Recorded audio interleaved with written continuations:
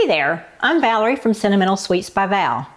Did you know that we didn't always have baking powder? Baking powder was not commercially available until about the 1850s. And I learned this while researching the Depression-era recipes for my book, Sentimental Sweets. So back in the day, bakers commonly used sour milk to help their cakes rise. Like literally milk that had soured. The problem was there were variations on when the milk was actually sour or that it had turned acidic enough in the process to get their cakes to rise like they wanted. So their results were not always predictable. You also had to add baking soda, which is your alkali.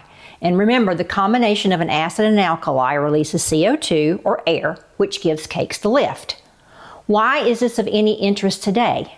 I can just go buy a can of baking powder. Yes, I can. But here's the cool part. You can use sour milk plus baking soda as a replacement for baking powder. If you happen to run out, it's kind of a nice trick to have. And you don't have to wait for your milk to sour naturally. You can get immediate results by adding 1 tablespoon of white vinegar or 1 tablespoon of lemon juice to 1 cup of milk.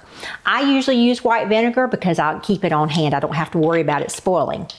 So I'll add 1 tablespoon of white vinegar to 1 cup of whole milk. Stir it up and let it sit for about 5 minutes. And you can see it'll actually get thicker. You can tell that it's actually soured. Now don't forget, you're going to want to add an alkali. So you're going to have to add a half a teaspoon to 1 teaspoon of baking soda per your cup of sour milk. Now if you're using sour milk plus baking soda for your leavener, be sure and adjust any additional liquids already in the recipe. For example, if your recipe already called for 1 cup of milk, you would omit that additional cup of milk. And then one more really cool thing about sour milk, you can also use this as a substitute for buttermilk if you don't always keep buttermilk on hand. And I certainly don't anymore. Nobody drinks it. It'll go sour before I'll use it all up. So I hope this tip is helpful for you. Follow me for more baking tips, and if you're into vintage baking, check out my website at www.sentimentalsweetsbyval.com.